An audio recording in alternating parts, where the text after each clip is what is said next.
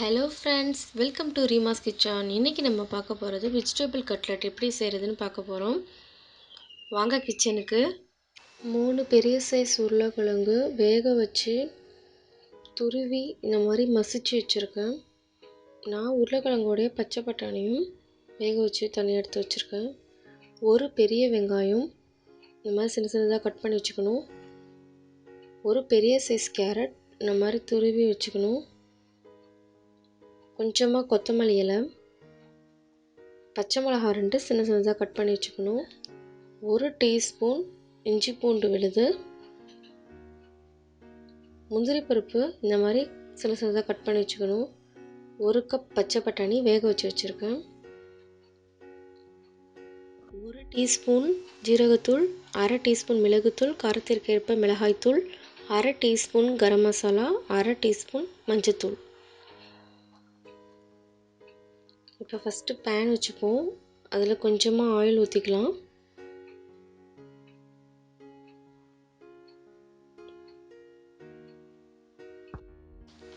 இப்போ ஆயில் நல்லா ஹீட் ஆகட்டும்.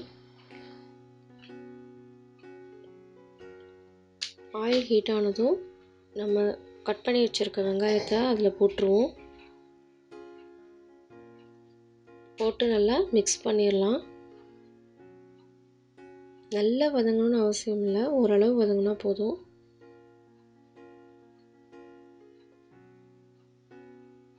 இப்போ 2 பச்சை மிளகாய் சின்ன சின்னதாக கட் பண்ணி வச்சுருக்கிறத ஆட் பண்ணிப்போம்.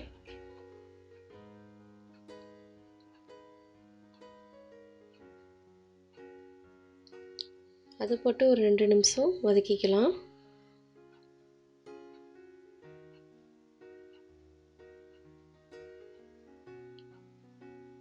இப்போ இஞ்சி பூண்டு பேஸ்ட் 1 டீஸ்பூன் ஆட் பண்ணிக்கணும்.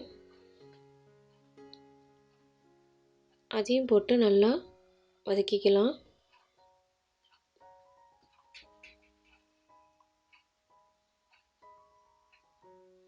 இப்போ ஒரு கேரட், பெரிய கேரட் துருவி வச்சுருக்கேன், அதை ஆட் பண்ணிக்கலாம். ஒரு பச்சை பட்டாணி அதையும் ஆட் பண்ணிக்கலாம்.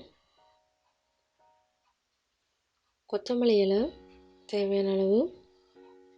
இப்போ எல்லா மசாலாவும் ஆட் பண்ணிக்கலாம்.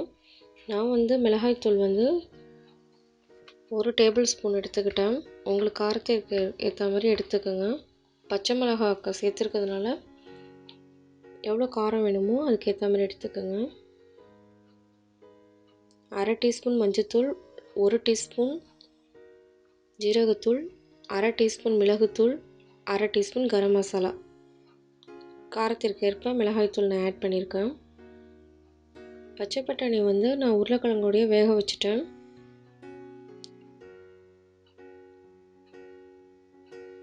இப்போ இதெல்லாம் போட்டு நல்லா வதக்கிக்கலாம்.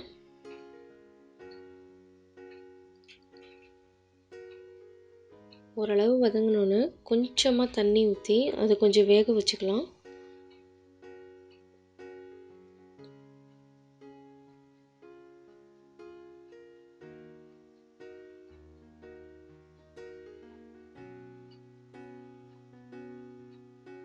கொஞ்சமாக தான் தண்ணி ஊற்றணும், அதிகமாக தண்ணி ஊற்றக்கூடாது.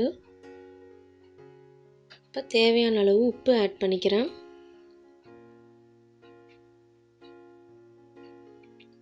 உப்பு ஆட் பண்ணிட்டு நல்லா வதக்கிக்கலாம்.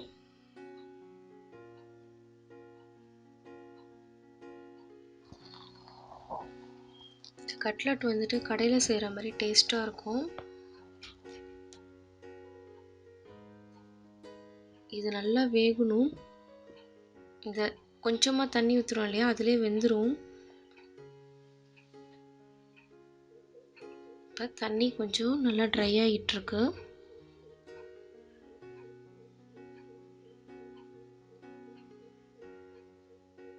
இப்போ தண்ணி ட்ரை ஆனதும் வேக வச்சுருந்த 3 பெரிய உருளைக்கிழங்கு வேக வச்சு நான் துருவி மசிச்சு வச்சுருக்கேன், அதை இப்போ இதில் ஆட் பண்ணிடலாம்.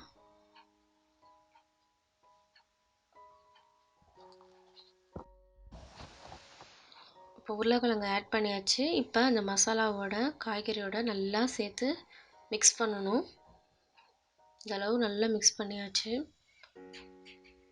மிக்ஸ் பண்ணிவிட்டு அந்த உருளைக்கிழங்குல உள்ள தண்ணி போகிற வரைக்கும் நல்லா மிக்ஸ் பண்ணணும். தண்ணியாகவே இருக்கக்கூடாது.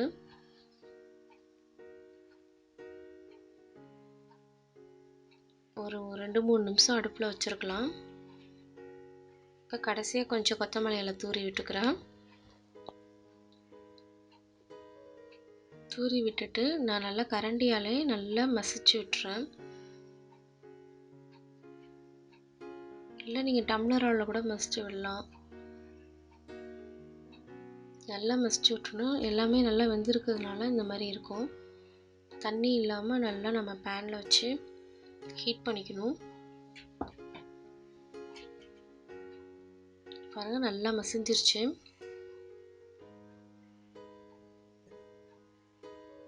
இப்போ அடுப்பு ஆஃப் பண்ணியாச்சு. இப்போ நான் பிரெட் கிரம்ஸ் எடுத்துக்கிறேன்.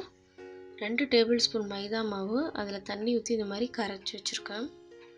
இந்த கன்சிஸ்டன்சியில் இருக்கணும். இப்போ வேக வச்ச அந்த உருளைக்கிழங்கு ஸ்டஃப்பை வந்து இந்த பவுலில் நான் ட்ரான்ஸ்ஃபர் பண்ணி வச்சுருக்கேன். அதில் முந்திரி பருப்பு ஆட் பண்ணிக்கலாம். இப்போ இதை பால்ஸ் மாதிரி நல்லா பிடிச்சி தட்டி வச்சுக்கலாம். உங்களுக்கு என்ன ஷேப் விருப்பமோ அந்த அளவுக்கு நீங்கள் பண்ணிக்கலாம். உங்களுக்கு என்ன ஷேப்பு எடுத்துக்கிட்டிங்களோ அதை அந்த மைதா மாவில் போட்டு எடுத்துடணும். எடுத்துட்டு பிரெட் க்ரம்ஸில் போட்டு நல்லா ஃபுல்லாக பிரெட் க்ரம்ஸாக வந்து அப்ளை பண்ணிக்கணும். இல்லைனா நல்லா மொறுமொறுன்னு வராது. இந்த மாதிரி நான் ரெடி பண்ணி வச்சுருக்கேன் எல்லா ஸ்டஃப்பையும். இப்போ ஒரு பேனில் கொஞ்சமாக எண்ணெய் ஊற்றி வச்சு ஹீட் பண்ணிடுறேன்.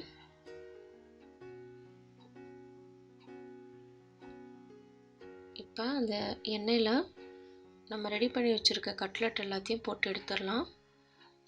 உங்களுக்கு நிறையா எண்ணெய் வேணுனாலும் ஊற்றி வறுத்து எடுக்கலாம்.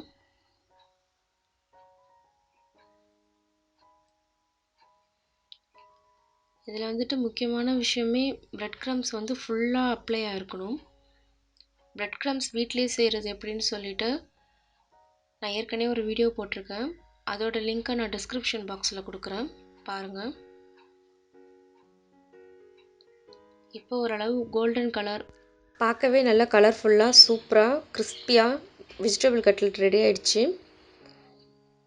உள்ளே நல்லா சாஃப்டாக இருக்கும், வெளியில் நல்லா கிறிஸ்பியாக இருக்கும்.